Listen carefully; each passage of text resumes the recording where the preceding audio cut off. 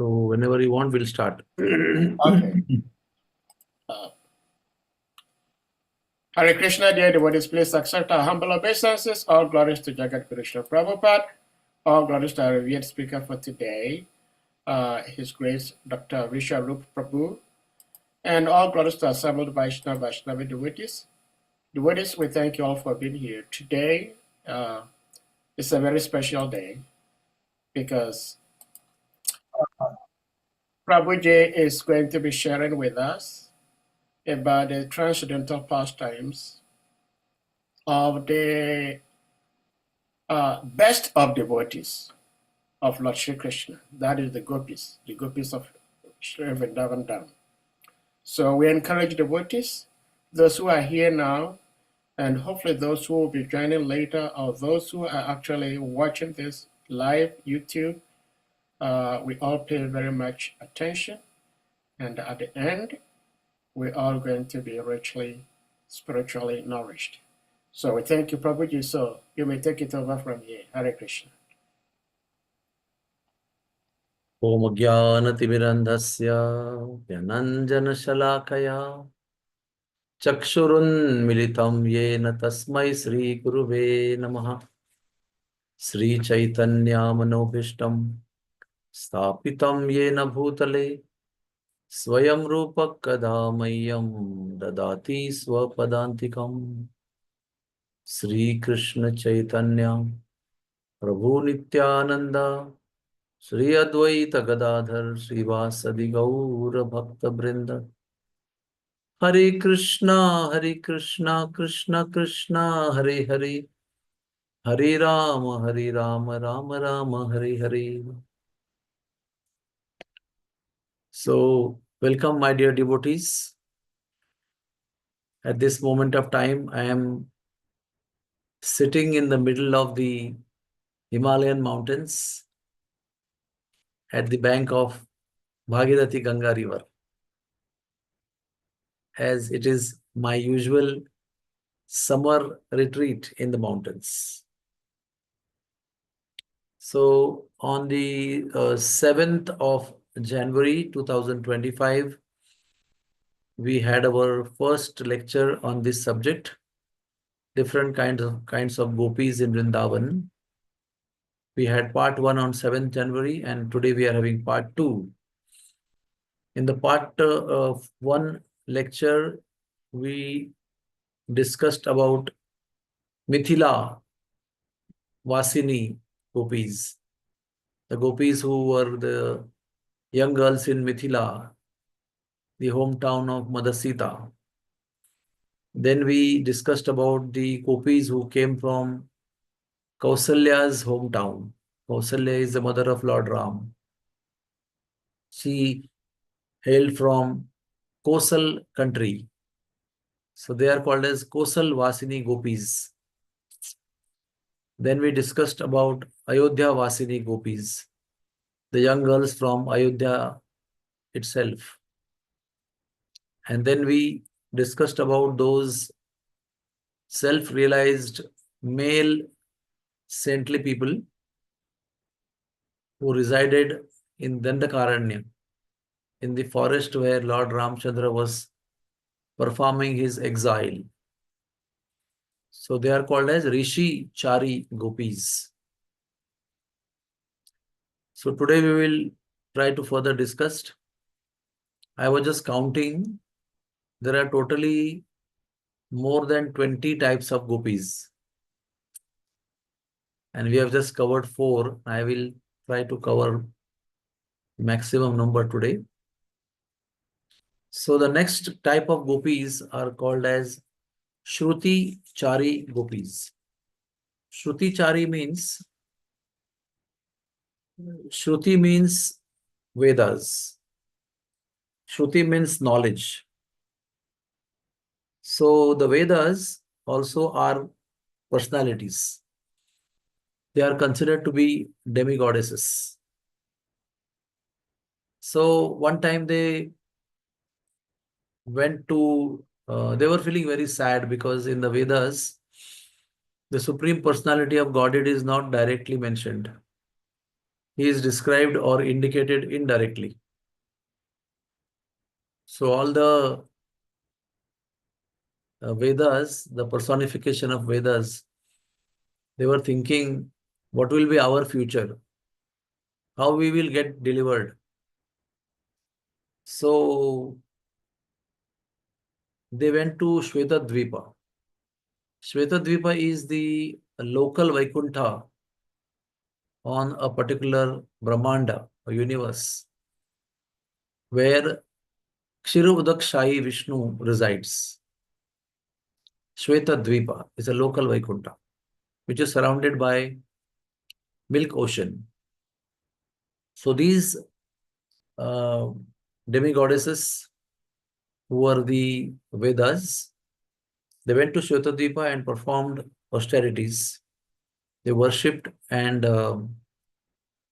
glorified the Supreme Personality of Godhead who was lying down in Shvetadvipa as Kshirodakshai Vishnu. So Kshirodakshai Vishnu laying on the Sheshanaga, the Shesha serpent, Ananta Shesha, gave darshan to him, all of them. And then these ladies who performed austerities, they desired to have darshan of Goloka Vrindavan. And out of kindness of the Lord of the Shvetadvipa gave darshan of Golok Vrindavan to all these ladies. When you see something, it doesn't happen neutrally. When you see something, there is a reaction, or there is a response, or there is an interaction. There is some difference in emotion. So when they saw Golok Vrindavan, they saw the beautiful gopis, not only bedecked with physical beauty, but they were amazingly spiritually beautiful, effulgent, and they had such devotion, and they were seen to be worshipping and serving the Supreme Lord Sri Krishna with conjugal love. Looking at that beautiful exhibition of conjugal love, these uh, ladies representing Vedas, they were very much enamored, and they were impressed with the loving service that the gopis of Golok Vrindavan were offering to Krishna. So they also developed that conjugal mood for the Supreme Lord. And they said, we want to serve you, my Lord, in the same mood as these gopis. So the Lord of Goloka Vrindavan said, when there will be a kalpa or Divya Yuga called Saraswat Divya Yuga, at that time you will become Braj Gopis. So then these gopis, they became gopis in Saraswata Kalpa. And at that time, very beautiful story is there, which we will read.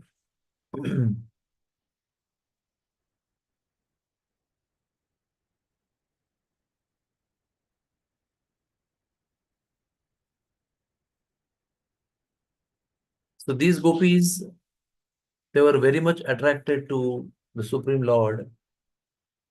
And the Lord said to them that you please perform your services and be happy. So they were extremely attracted by the beauty of Lord Nanda Nandana, the son of Nanda Maharaj. And they went to Vrinda Devi because when they took birth in Braj Bhumi, they got completely attracted with the beautiful Braj Krishna. Goloka Krishna is not different from Braj Krishna, the son of Nanda Maharaj and Yashoda. And they approached Vrinda Devi, who was the queen of Vrindavan, and she actually guided them. She was pleased with their prayers and worship, and she blessed them. And because of that blessing, the Lord Hari of Vrindavan Dham was very happy and he pulled these gopis because they have already taken birth as gopis, and he performed Rasdila every single day with them. One unique, beautiful pastime took place. Gopis said that the way the Chataka bird is eagerly waiting for the rains, similarly, we are also always anxious to meet you. So the Lord said, one who is already established in the heart is never separated from the beloved. So I have established you in my heart, you have established me in your heart. So there is no question of separation. Like there is sun in the sky and the lotus in the pond, they are quite far away physically. But as soon as the sun comes, the lotus flower blossoms because the lotus considers the sun to be closest to their heart, and it blossoms as soon as the sun gives darshan. So that day Krishna came late to dance with them. So the gopis, these gopis who are called as now Shruti Chari gopis, they asked the question to Krishna that why you are late today. So Krishna said, my worshipable Durvasa Muni has come to Bhandirvan. All of you know that Bhandirvan is a very famous forest, one of the most beautiful 12 forests of Vrindavan. So he said, I went to meet my worshipable Durvasa Muni, and that is why I got late. So then Sri Krishna said that you should also go and worship him and take his blessings. So the gopis said to Krishna, how can we go to Bhandirvan? Yamuna is filled with water. How do we cross Yamuna? So that time, this story is very interesting. I remember my father, when I was a small child, had told me this story. And somehow after coming to Krishna consciousness, I remembered it and I could relate to it because my father had told me when I was a child. So gopis asked Krishna, how do we cross Yamuna? So Sri Krishna said, you go to Yamuna and full with full faith, you tell Yamuna, the Brahmachari Krishna is asking for the way for us to go through you to Bhandirvan. So gopis were quite bewildered. They felt he is always with us, all the ladies dancing all the time, and how he can be calling himself a celibate. But anyway, they were very eager to go and get benediction from Durvasa Muni. So they went to Yamuna and they said, if Lord Krishna is brahmachari from childhood, and if he's free from all kinds of contamination, then, O best of the river Yamuna, please give us the way. So immediately the river Yamuna gave way, and there was a land in between the waters. And the gopis were in thousands of numbers, and they crossed Yamuna and went to the opposite side to Bhandirvan. And then they went to meet Durvasa Muni, and Durvasa Muni welcomed them. Oh, my dear ladies, saying welcome, and I'm very happy to see you. So these ladies had actually cooked hundreds of items, beautiful, tasty, sweet meats and other items, savories and everything.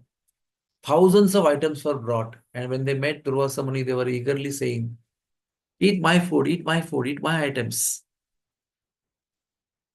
So Durvasa Muni said, fine, I am actually a renounced personality, but I will like to fulfill your desire, although I am not attached to anything. So now what you do is I will open my mouth and you will offer all the items in my mouth.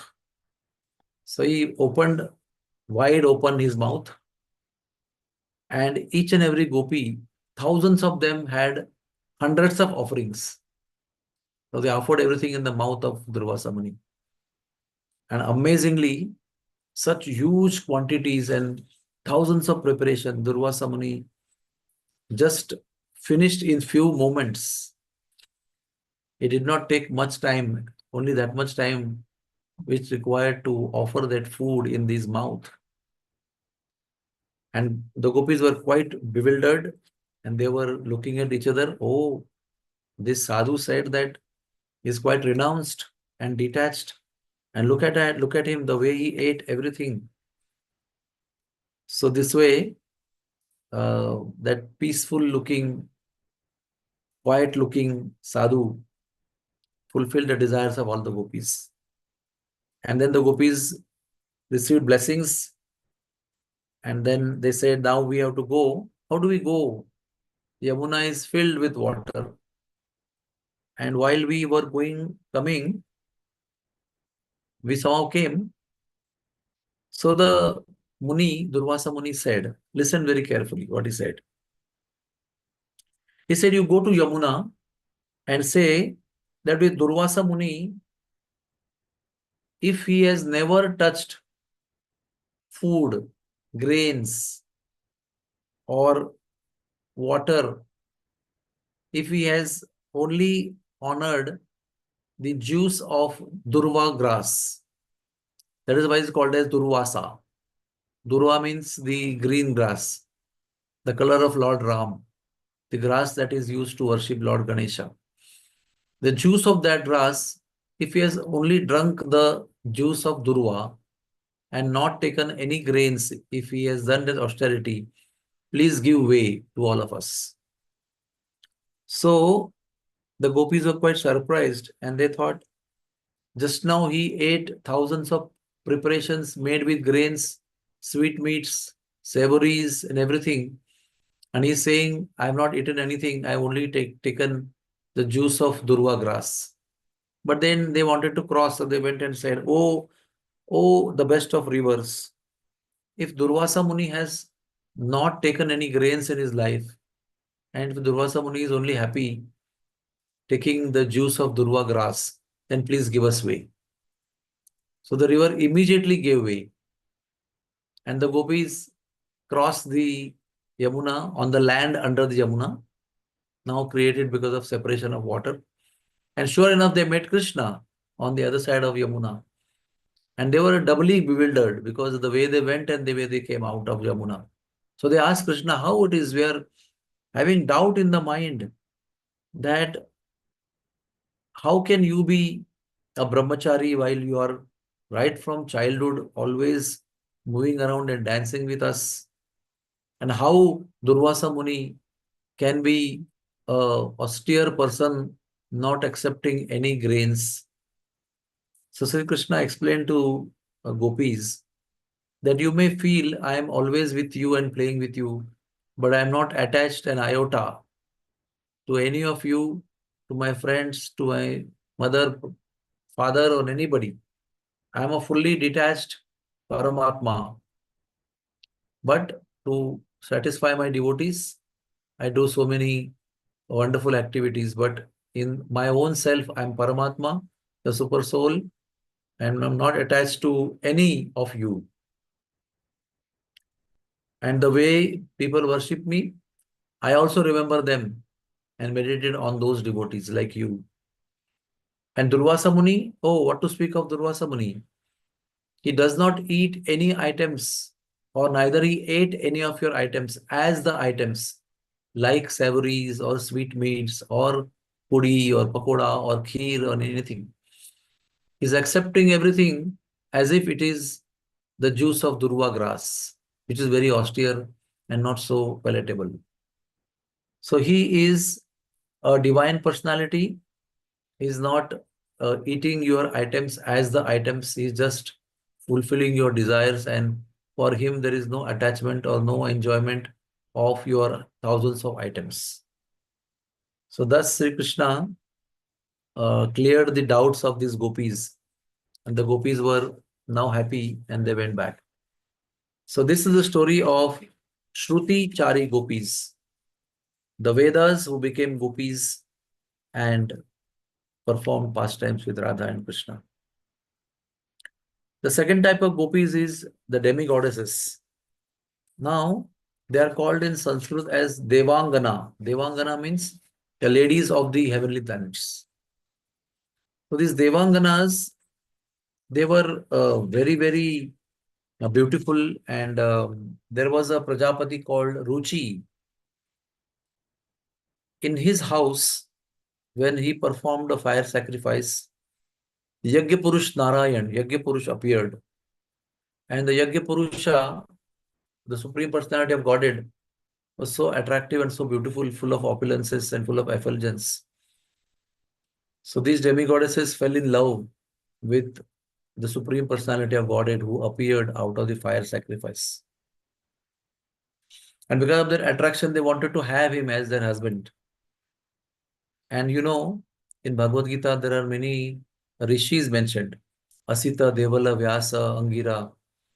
So that Devala Rishi, he instructed them that you please go and perform austerities in Himalayas. So these demigoddesses, they went to Himalayas and performed austerities. As a result of the blessings of Devala Rishi, they achieved birth in Vrindavan Dham. How? I will explain to you. In today's world, there is a place called Madhya Pradesh, state of India, and there is a place called Ujjain. So in this place, the Ujjain is the capital of the state called Malavadesh in that time. Today we call it Madhya Pradesh. So in this Malavadesh, there was a beautiful Gopa who is very much religious, whose name was Divaspati Nanda. Divaspati Nanda is the name of that Gopa. Very, very religious and highly spiritual personality. He was one time performing pilgrimage. He had 1,000 wives. With all the 1,000 wives, he was moving around holy places. He came to Mathura. And in Mathura, he was very much attracted to the beauty and also with the personality of Nanda Maharaj. So Nanda Maharaj invited him to stay there only. So he offered him 16 square miles of land at the banks of Yamuna. And in the 16 square miles of the land at the banks of Yamuna, this particular Gopa, Divaspati Nanda, he stayed with his 1,000 wives. And he had millions of cows which he had also brought with him. With all the cows and 1,000 wives, he stayed there. And those demigoddesses who performed austerities in Himalayas, they took birth as daughters of this 1,000 wives of Devaspati Nanda. And they performed um, austerities in the month of Magha. In Indian calculation, the month of Magh is supposed to be very auspicious. Every month, every year, in the month of Magha, for 30 days, there is a gathering at Triveni Sangam at Allahabad. And at Triveni city, they performed their Magha Masa Vrata, which is called as the supreme most Vrata, Paramottam, austerities and religious activities performed in the month of Magha. It's also very cold in that month. So they used to take bath in the morning and they used to sing the glories of the son of Nanda Maharaj, Yashoda Nandana. So Sri Krishna became very happy with them, very pleased with them, and he said, please ask for benediction. So these gopis, who were the demigoddesses in the past life, they said, Nayana Pathagami Bhavatu Me, please always remain in our eyesight. Always, always, always bless us with your auspicious, holy, and beautiful darshan. And thus they achieved Krishna's blessings. So second type of gopis are now over, the demigoddesses who became attracted. The third type of gopis are called as Yajna Sita. Yajna Sita means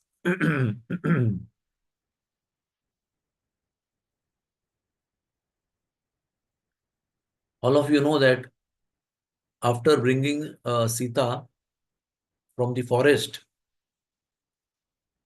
Lord Ram, he had his coronation ceremony. He became the king of Ayodhya and started ruling Ayodhya. And one day, one washerman passed some comment while he was scolding his wife, who had stayed one night out of the house of the husband. And he said, "Please get out of my house. I am not like Lord Ram." Lord Ram brought back Sita after she stayed one whole year, 360 days in the house of Ravana, in the kingdom of Ravan, away from Lord Ram's house. I don't know how is he accepting Sita. I am not Lord Ram. I'm not going to accept you. Please leave my house. So, to follow the principles of Raja Dharma, the duties of the king, Lord Ramchandra abandoned Sita. And then she was dropped at the ashram of Valmiki Muni. And Lord Ram was alone in Ayodhya. But Lord Ram wanted to perform fire sacrifices for the welfare of the kingdom, the kinsmen. So now, if a king who is a Grahastha has to perform any fire sacrifice, he has to have his wife next to him. Otherwise, he cannot take sankalpa of the yajna. So he said, I don't have my wife with me. So now you guide me. How can I do the yajnas? I want to do the yajnas for the welfare of my kinsmen. So Vasishtha Muni guided that we can create a murti of Sita, golden murti of Sita, and we will do prana pratishtha. We will install life in that murti, and then uh, she can be next to you on left side, and you can perform yajnas. And there are yajnas called as Ashwamedha Yajna, Rajasuya Yajna, Vajipeya Yajna, Gomedha Yajna, which would take place for years together, 2 years, 3 years, and what kind of ingredients and quantity of ingredients would be required for that, amazingly.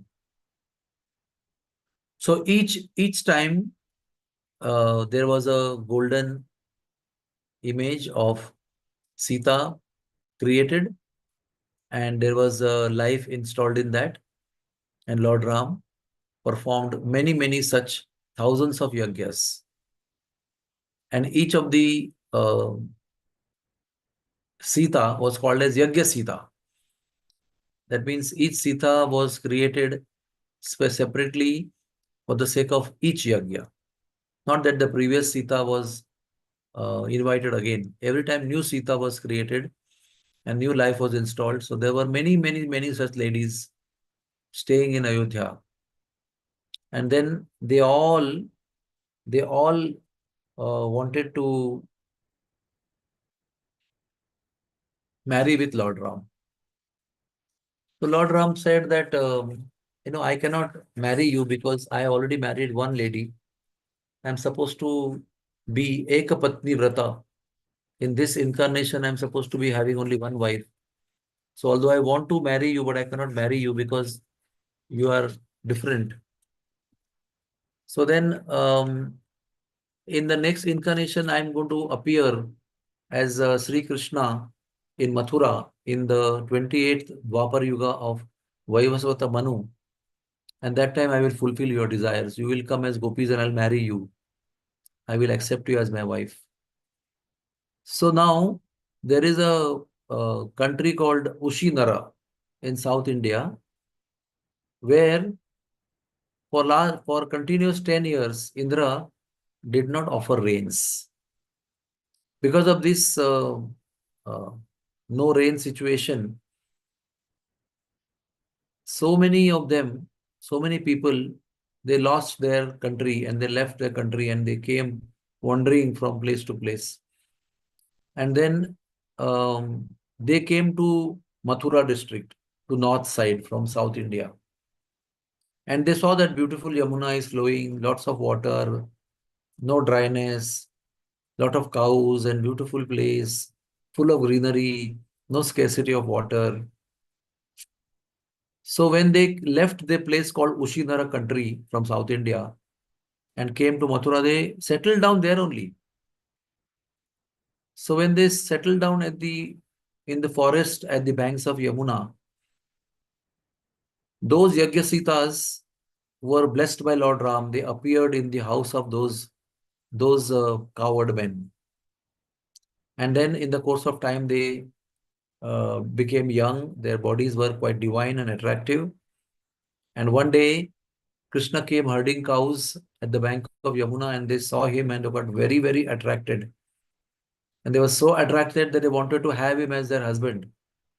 Their love that they had felt for Lord Ram in the previous incarnation was invoked again. So they went to Radharani. It's a very interesting story. They went to Radharani to ask her that you have won the heart of Krishna. You are Vishwa Mohini. You also attract the whole universe. Kindly guide us how to attract Krishna to us and how to have him as our husband. So Radharani said, if you want to please and attract Krishna to you, then you must perform the Ekadashi Vrata that all of us do as devotees. We follow the Ekadashi Vrata. It is not Ekadashi fasting. It is not simply uh, giving up some kind of food for one day. That is not the limitation of Ekadashi Vrata. Ekadashi Vrata is the external part of it is to give up food and drink. But the most important and subtle and internal part of Ekadashi Vrata is to remain immersed in service to Krishna, in thoughts of Krishna, in remembering Krishna, in hearing his stories, and in serving in temple and devotees, continuously being immersed in the service of the Lord. So now Radharani said, O Gopakumaris, to kill one demon at one point of time in the month of waxing moon, in the month of Margashirsha, in the month of Margashirsha having waning moon, at that time on 11th day, the Ekadashi Devi was born. In our Sanskrit, we say Margashirsha Krishna Paksha Ekadashi. So that Ekadashi was born and she killed the demon, and then she divided herself into 24 different forms. And those are the 24 Ekadashis in 12 months. Each month, two Ekadashi comes. And then there are 24 Ekadashis. And then two more Ekadashis are there in the Purushottam Mas. So there are total 26 Ekadashis. I will recite the names of this Ekadashi.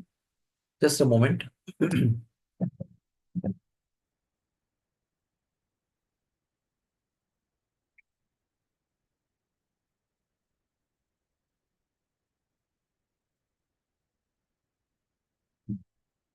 Oh, I have to take this Please remember that Please remember that these names are given by Radharani. Radharani is personally describing to the gopis about the different names of Ekadashi.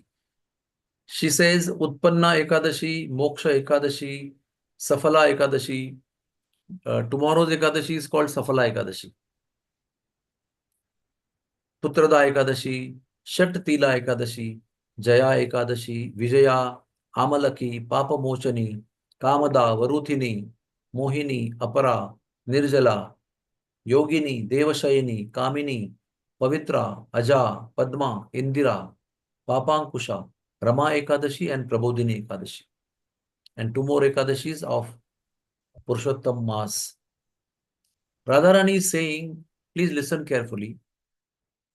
Even on the day of Ekadashi, that is tomorrow, Even if you chant the names of these 26 Go Ekadashis, just utter the names like I uttered just now, one will receive the benefit of performing all the Ekadashi Vratas all throughout the year.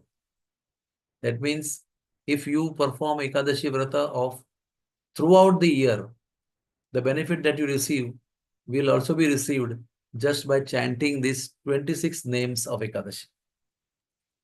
Then Radharani, I will not go in that details, but Radharani explained in each Ekadashi in detail how to perform. In short, Radharani is explaining that one should eat only lunch at 10th day, that is Dashami, the previous day of Ekadashi. Then one should start fasting for the half day of 10th day, 11th full day, and till the time of the break of fast. On that day, one should stay on the floor, sleep on the floor, wear clean dress, drink only water once, and remain very pure at heart, give up sense gratification, give up the company of opposite sex, wake up early morning and take bath in the river if possible, and eat only if possible, don't eat anything, otherwise only eat fruits or drink water. Give up all wrong activities like gambling, illicit sex, intoxication, meat eating. Offer lamb to the Lord with great devotion. Give donation to Brahmanas. Stay awake in the night and sing the glories of the Lord by kirtan or describing the pastimes of the Lord. In this way, if anybody does Ekadashi Vrata, then he will be considered to be the best of a human being. So Gopi said that what will be the benefit of Ekadashi? So then Radharani goes on technically describing all the benefits. And she says that one who does Ekadashi, my God, I cannot describe you all the benefits. But she says that even if one is drowning in the ocean of sinful activities of past, by simply performing Ekadashi, one will be relieved of all the sinful activities. He says all the sins will shiver in fear and run away from the person who is performing Ekadashi. If you perform 1000 Ashwamedha Yagya and hundreds of Rajasuya Yagya, it cannot match the benefit of one Ekadashi. Ekadashi, one who performs Ekadashi Vrata will deliver 10 generations from his mother's side, 10 from his father's side, and 10 from his wife's side or husband's side. All these 10 generations will be delivered by performing only one Ekadashi Vrata. Meru mountain and Mandara mountain, filled with sins, will be destroyed simply by performing Ekadashi Vrata. So all these wonderful benefits of Ekadashi are personally described by Radharani to gopis. And he said, "O gopis, even if a little donation you give on the day of Dwadashi, after you break the fast and you give a smallest imperfect donation, whether with the rituals or without rituals, it will be considered as bigger than the Mount Meru. And on the day of Ekadashi, if anybody hears the story of Vishnu,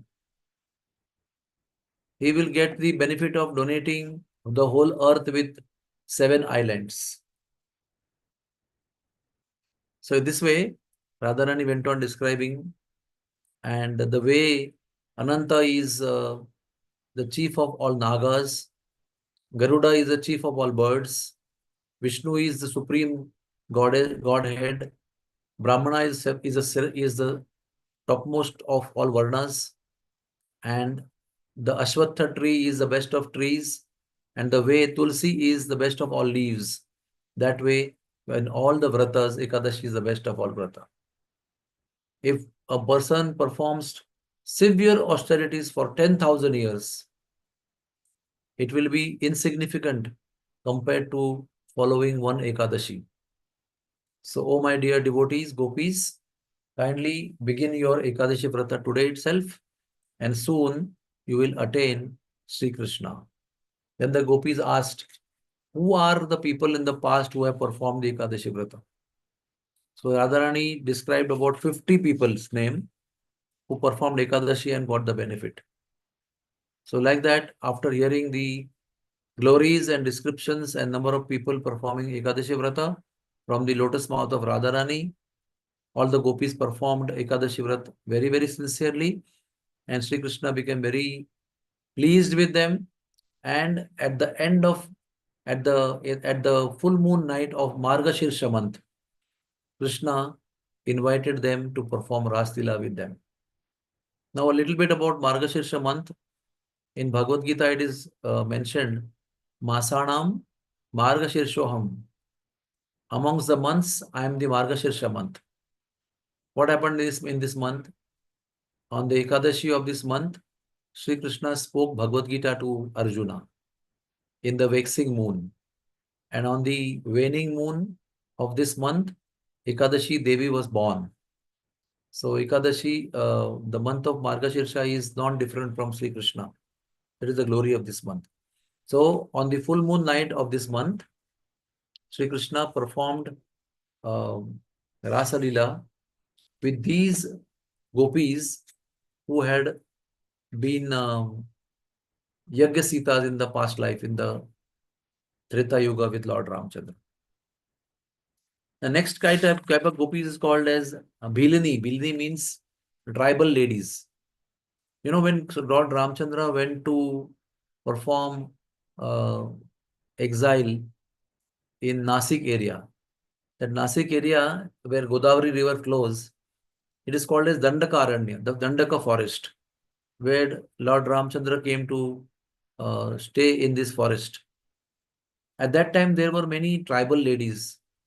They're called as Pulinda. Pulinda means the tribal ladies. These Pulinda ladies, like Shabri, was also a tribal lady.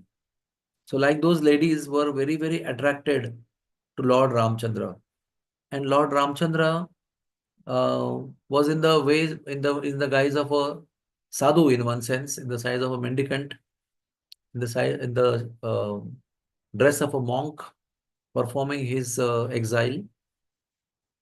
But still, he was so attractive with his matted hair and with his tree bark that these tribal ladies, they took the dust from the feet of Lord Ram, applied on their forehead, and they were willing to commit suicide because they could not live anymore without having Lord Ram.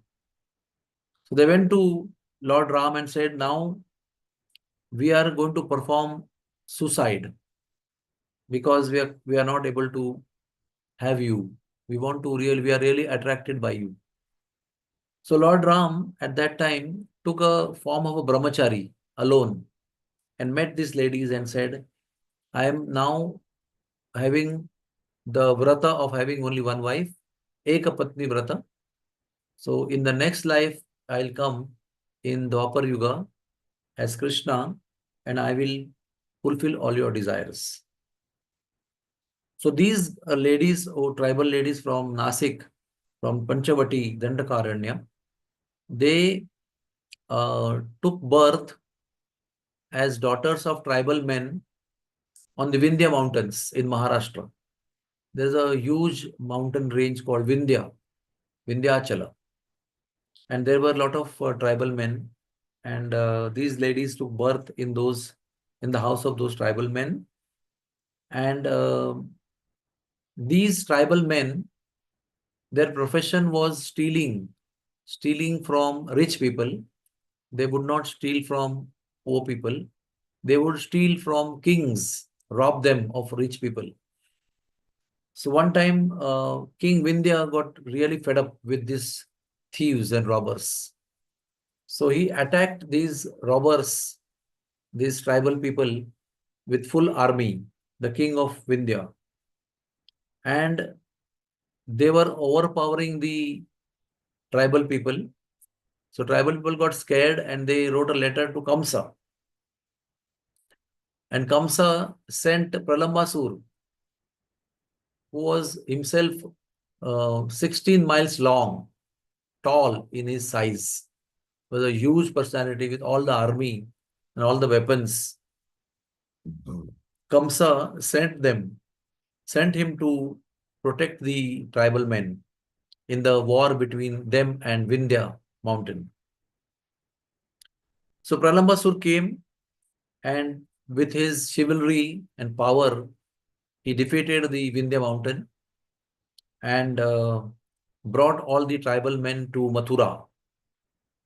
These tribal men, they were given residence in Kamyavan in Mathura Mandala because Kamsa happened to be the king of all Mathura, including Vrindavan. So Pralambasur brought all the tribal men with their daughters and family and gave shelter in Kamyavan. In Kamyavan, they started staying. And at that time, these girls, the daughters of these tribal men, who are now staying in Kamyavan, they got darshan of Krishna because Krishna comes there to perform his coward pastimes and also performs Rasalila with gopis. Kamyavan is the second most favorite forest of Krishna amongst the 12 forests. So when they saw Krishna performing his coward pastimes, they were tremendously attracted and they become overwhelmed with love. And then the gopis of Vrindavan, they also praised the good fortune of these tribal girls. And Sri Krishna accepted them as his own and performed Ras Leela on the day of Sharad Purnima that we celebrate in the month of Kartik. On the day of Sharad Purnima, Sri Krishna allowed them entrance in Rasa Leela and gave them lots of pleasure. So this is our today's fourth type of gopis called as Panchavati, tribal ladies. Then came the gopis called medicinal gopis. That means when Lord Dhanavantari appeared from the Samudra Manthana, the churning of the milk ocean, at the end of the story, Lord Dhanvantari appeared with the pot of Amruta, pot of nectar in his hand. He was Supreme Personality of Godhead himself, the medicinal incarnation of the Godhead. So Dhanvantari was so beautiful that the medicines, the herbs, they became very attracted. Now we should know that in the divine world, even the plants, trees, herbs, bushes, creepers, all are personalities. So these medicines were beautiful ladies actually, demigoddesses. They became very, very attracted to Lord Dhanvantari and because they felt themselves unqualified to have him as their husband, so they felt frustrated. They felt their life is a useless life without the Lord. And they performed austerities for the period of one kalpa, which is described as 43 lakhs 20,000 years. 4 million 32 320,000 years. I repeat again, 320,000 years for one full cycle of Satya Yuga, Treta Yuga, Dwapar Yuga, and Kali Yuga. So they performed austerities for such a long time. At the end of the tapasya, Sri Krishna appeared and was very pleased with them, and he said, at the end of the Dwapar Yuga of Vaivasvata Manu, you become creepers, herbs, and trees and bushes in Vrindavan Dham. So these beautiful medicines, they became trees, bushes, creepers, herbs in Shri Vrindavan Dham. And then there is a proof of that Krishna accepted them One time Narad Muni went to Ashoka Van in the Kusum Van in the middle of Govardhan. And Narad Muni was performing meditation on Sri Krishna, sitting under one Ashoka tree. And in his meditation, he saw that all the Ashoka trees, they changed their form, they became gopis, they dressed up, they decorated themselves, and they entered Ras-Lila of Krishna, including the tree under which he was sitting. That tree also assumed the form of a gopi and entered Ras-Lila with thousands of other gopis who turned from trees to gopis. So these creepers or herbs or the bushes or the trees, small and big, they were all these Aushadhi Gopiya, the medicinal gopis. And they enjoyed Krishna's company in conjugal mood. So this is the fifth gopi of today's description. Then we go to very special gopis called the Apsaras of the heavenly planets. On the order of Indra, they went to actually allure Nara-Narayan rishis at Himalayas. But Nara-Narayan rishis were not disturbed by any of the allurements of the Apsaras. But in turn, the Apsaras who went to allure these Nara-Narayan rishis, they themselves got too much attracted to the Supreme Lord Narayan, who was in the form of a mendicant performing his austerities at the Himalayas. And then the Narayana, the Supreme Lord, created one special Apsara called Urvashi, who was millions of times more beautiful than these Apsaras sent by Indra to allure him. So he gifted that Urvashi to Indra. In turn, these gopis became mad at the beauty of Lord Narayan. So by the blessings of Lord Narayan's, these all Apsaras became gopis, and they entered Vrindavan Dham when Krishna appeared, and then danced with him in the Rasa Leela.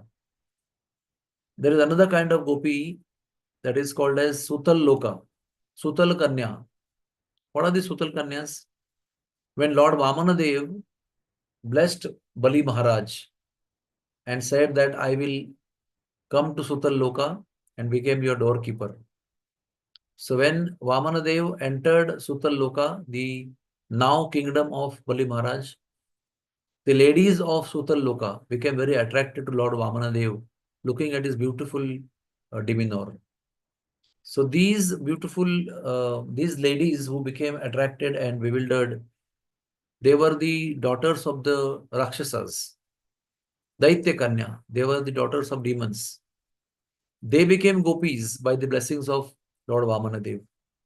And Durvasa Muni taught them how to worship Lord Sri Krishna and gave them the formula of performing worship to Yamuna and how to please Krishna by 5 item worship, Krishna Panchanga.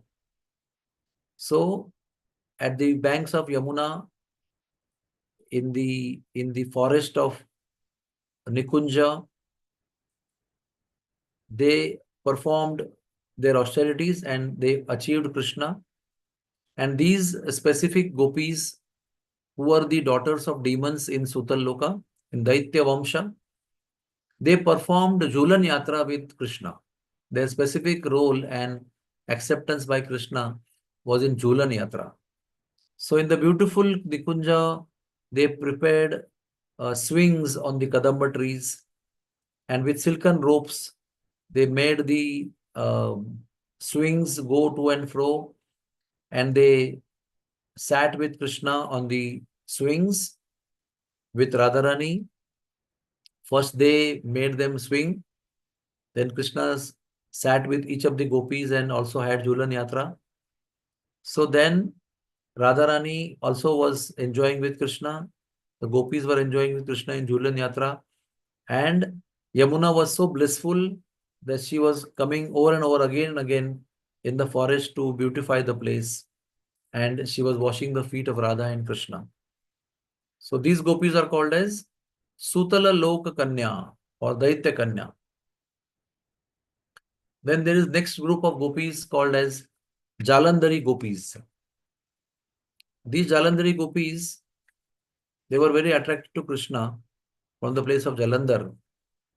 And then the divine sound in the sky called as celestial sound, Akashvani, worship Kamalapati, the Lord Vishnu. Then you will attain Sri Krishna in Vrindavan. So they took birth in the family of Rangoji Gopa. I'm going little fast, please listen attentively. So in the area of they were living at the banks of Sapta Nadi. Rangoji Gopa. Rangoji Gopa had so much wealth that he would give tax of 100 billion gold coins to King Dhritarashtra. Every year he would offer 100 billion gold coins. 1 year he did not pay the tax to Dhritarashtra. So Dhritarashtra was very angry. He arrested Rangoji Gopa, but Rangoji Gopa ran away from the prison, did not offer the tax still. Then Dhritarashtra was very angry and he sent the soldiers, 3 Akshohini in number. 1 Akshohini is many lakhs of soldiers. 3 Akshohini, huge,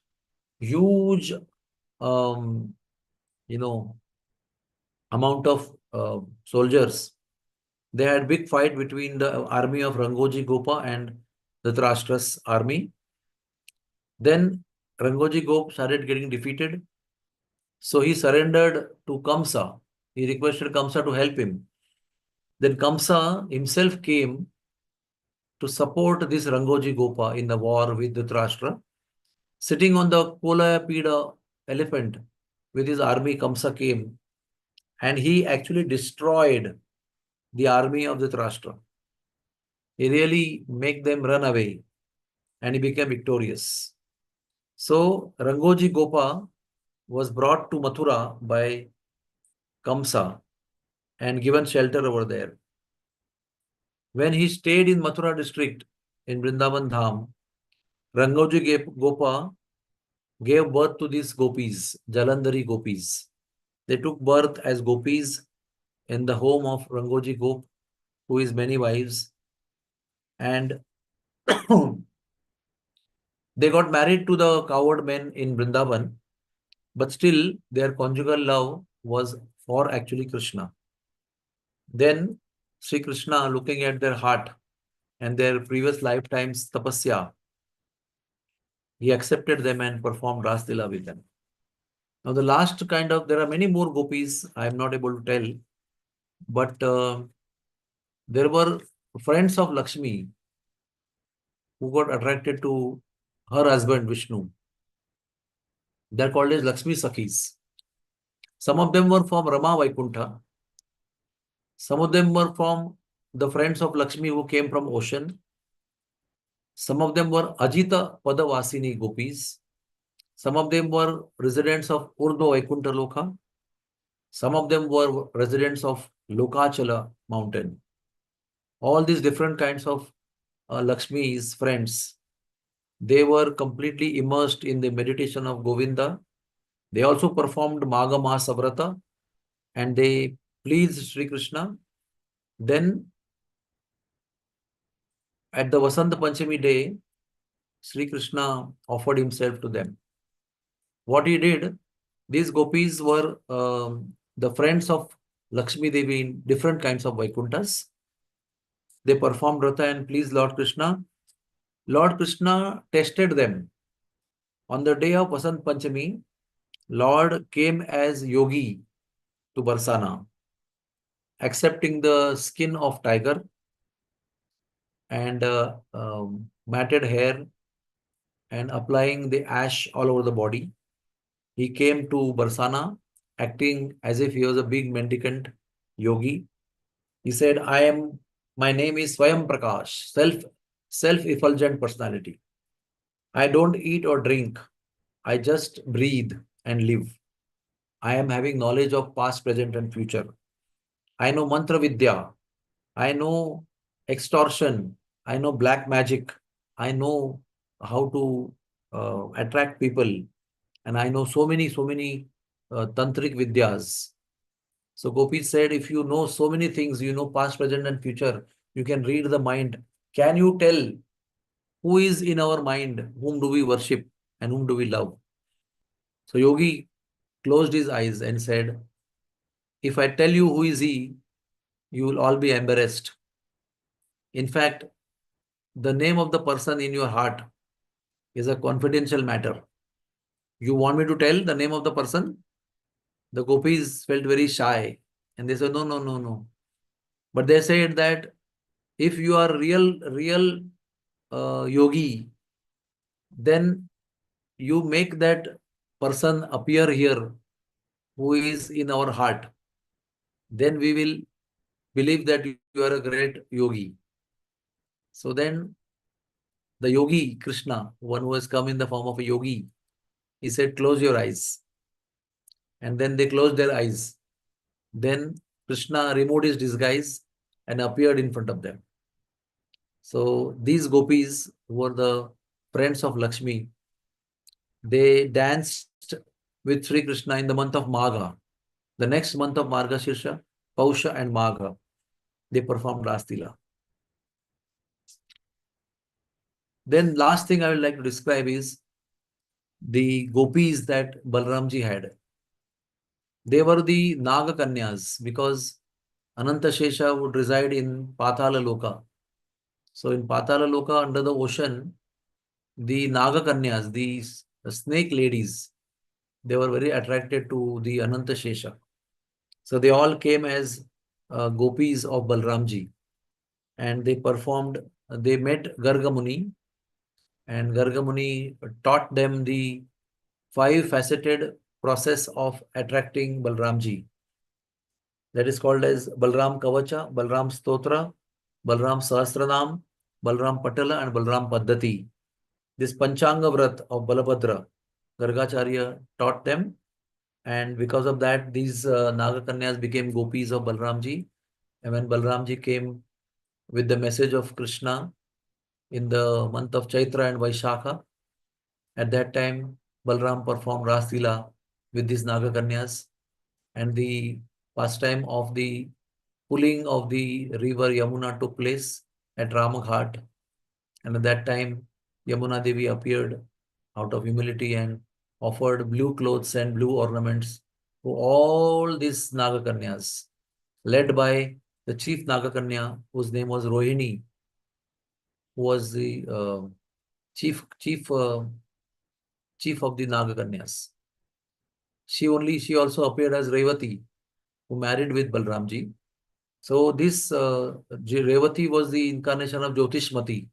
Jyotishmati was the uh, great goddess of fortune in divine abodes, and she worshipped Balramji and accepted him as husband. And all these Nagakanyas became gopis of Balaram. There are many more gopis still, but there is one kind of gopis. They actually took birth in Vrindavan Dham and they played holy with Krishna. One group of gopis, they played Jhulan Yatra. One group of gopis, they performed Holi with Krishna, the color festival, and they enjoyed with Krishna. So thank you very much. Hare Krishna. Hare Krishna. Thank you so much, Prabhuji, for this wonderful pastime. Dear devotees, we believe that we all have been enjoying this so richly. But in case anyone may have questions or some comments, reflections to make, please indicate by using the hand emoji and you'll be asked to unmute to ask your question or share your reflections. Hare Krishna.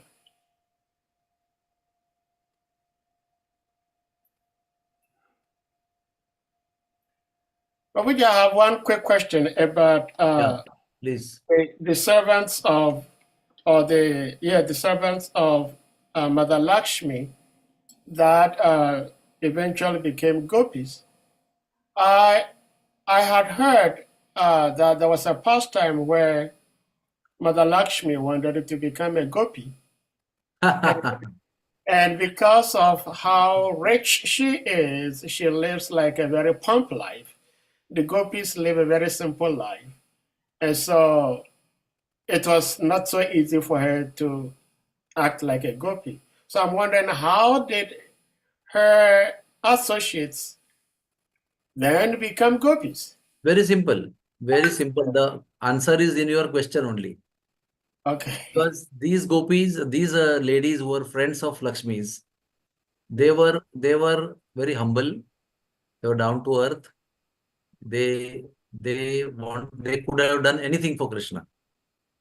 So they became very simple. They took birth in the house of the Gopas, and they herd the cows, and they cleaned the cows, and they collected the cow dung, and they did everything what the gopi would do. They didn't have any problem of any position or power or opulence. Lakshmi ji came to enter Rasalila, giving up the lotus feet of Lord Vishnu in Vaikuntha.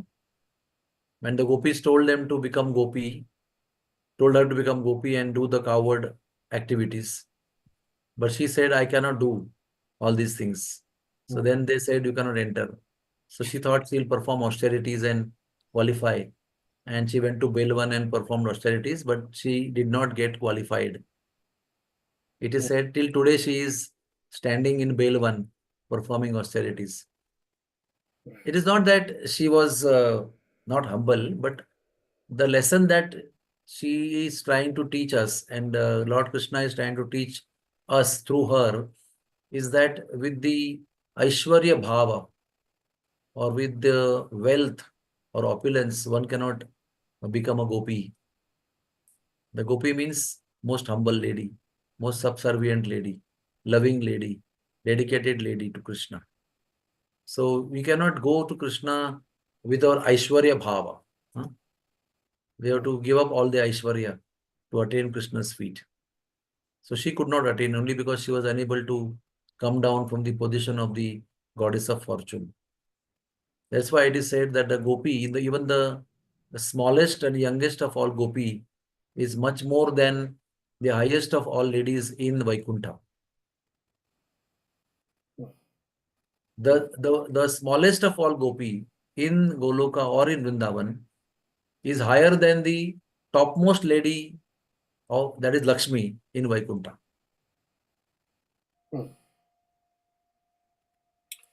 Wow. Oh, thank you so much for sharing this. Prabhuji, I had heard from a couple of devotees that, sorry, what happened? Okay, let me do this.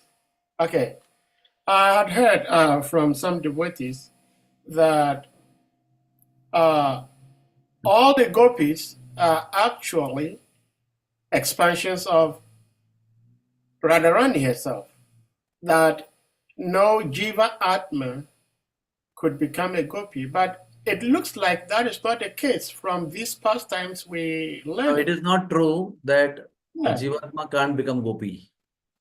Yeah. There are three kinds of perfected living beings. One is Nitya Siddha, that is Radharani, Ashtasakis, and the eternal gopis like Yashoda, or the people like Nanda Maharaj and the coward boys, Ashtasakhas. They all are Nitya Siddha. Then there is a group of people who are perfected souls called as Kripa Siddha. They become the perfected living beings by the power of mercy of the Nitya Siddhas. By the blessings of Krishna, Radharani, or Gada Gopis, they can become gopis or Brajvasis. And there are some people called as Sadhana Siddhas. So Sadhana Siddhas are like you and me. We are also performing sadhana, doing austerities, following rules and regulations.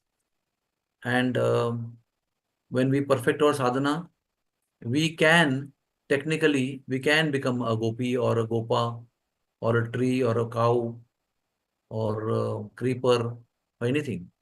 So it is not that um, the living entities who are the part and parcel of Krishna, they cannot become gopa or gopi. They can become gopa or gopi, but they cannot match with Radharani or Ashtasakis.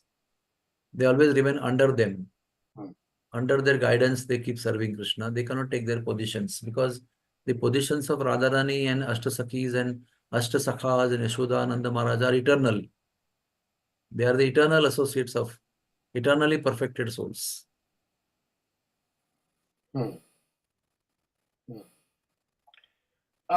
In my conditional state of consciousness, I'm wondering how I could live in a place like Vrindavan, knowing that the trees, the grass, the bushes, they are all personalities, like how they came from the pot of Sri Dhanvantari. And if you know all these things, how do you cut down a tree? How do you cut down? I don't know. I don't know how people live in Vrindavan. You can't do that. Yeah, it's difficult. Yeah. It's difficult. Wow.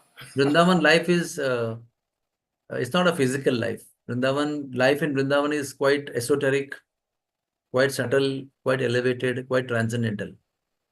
It's a matter of, Vrindavan life is a matter of consciousness.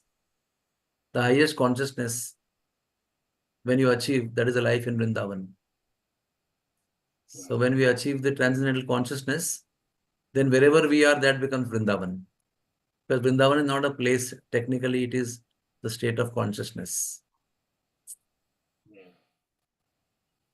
Well, Okay, so we'll take your leave. Thank you so much. Hari I Bol. think there is one hand up. One question, one question. Harinam Kirtan? My friend Haridam Kirtan. Yes. No, Prabhu. I'm very lowly servant of yours, Prabhuji. Prabhuji, one small question, and thank you so much for beautiful class. Prabhu, we heard that the trees in Golok Vrindavan or the stone, which rasa they fall under? Is it Shanta rasa or Shantarasa. Shanta Shantarasa. rasa? Because sometimes, like when Krishna and his gopas are walking, they bend down to serve Krishna. So I just don't. Sometimes they say it's a mixed of both, or And generally we don't There are get two too much rasas. time. There are two rasas. One is that they are gopis, Aushadhi gopis, you can say. And they Okay. are in conjugal mood. Daytime they are trees and nighttime they are gopis. Oh, That is really? bhava. And second is the trees have got different understanding. One is some trees are Radharani expansions. Hmm. Some trees are wish fulfilling kalpavrikshas Mm-hmm. from Vaikuntha. Some are gopis and some are rishis who are performing tapasya in the form of trees in Vrindavan, like Pandavas. They are worshipping at the banks of Shamkund and Govardhan. They came in the dream of Raghunath Das Goswami and told them, don't cut us because we are five brothers worshipping in the form of tree. So it is well known in scriptures that the realized souls, they desire to become trees or plants or bushes. Even Lord Brahma in his prayers, he is praying to Lord Krishna, let me become a bush in Vrindavan. Let me become a stone, pavement stone in Vrindavan. Let me become a grass in Vrindavan. Any birth, I can even become bush, I can become blade of grass, I can become a pavement stone. So, trees can be Radharani herself, trees can be gopis, trees can be rishis or the saintly people worshipping, or trees can be kalpavrikshas. And some of the trees which are winner, they are also serving Krishna. They bend down, offer dandavat to Krishna.